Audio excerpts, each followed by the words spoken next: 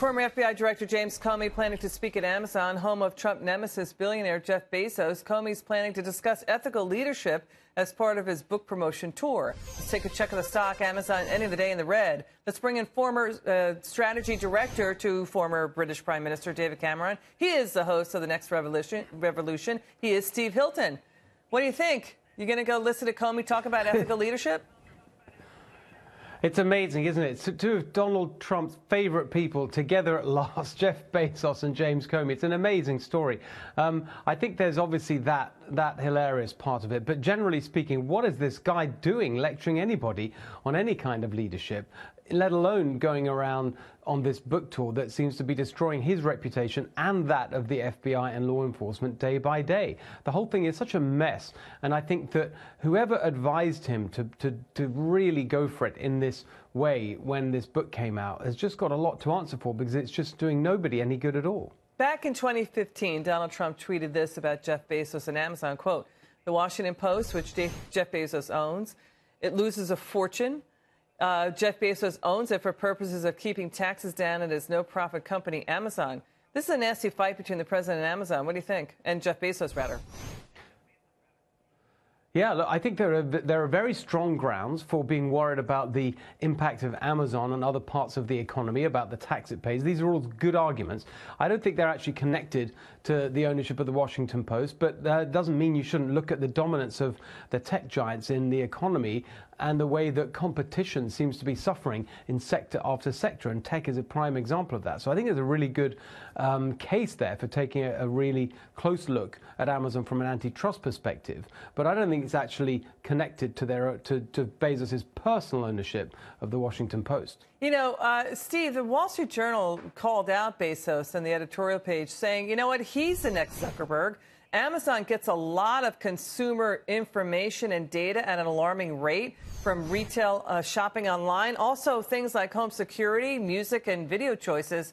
I mean, Americans have really entrusted Amazon with the most sensitive personal information. What do you think?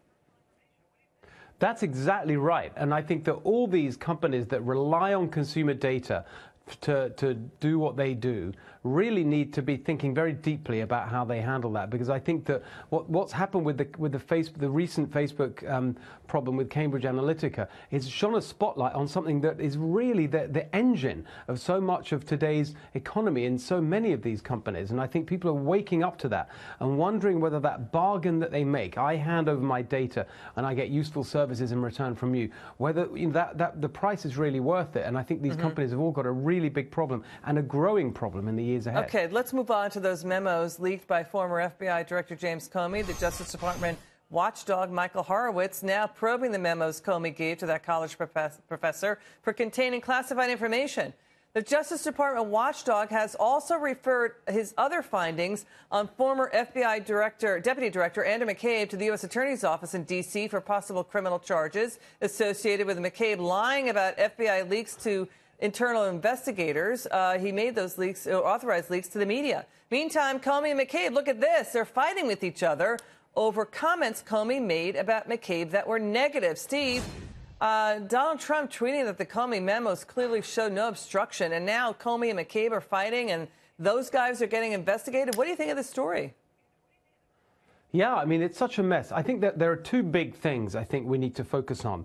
The first is a point that I've made just recently in an opinion piece for FoxNews.com, which is that whatever you think about the Comey situation and the Clinton investigation and so on, the way all that was handled and the Mueller probe, there's a big reality at the heart of it, which is that America is so divided at the moment, and you've got half the country, the anti-Trump half, feeling, well, at least we're getting justice. We've got all this investigation going on into Trump and collusion and all these stories that they think have some substance to them. Meanwhile, the other half of the country who think that there's something dodgy going on with the Clintons, with the Clinton Foundation, with the way the FBI and others behave towards President Trump, there's zero energy going in to that part of the story. And I think that you're never going to get beyond this toxic climate unless there's equivalent energy applied to investigating what happened on the other side of the 2016 election. I think there's scandal fatigue on the part of people out there. 338 days of Mueller probing. If there was anything, it would have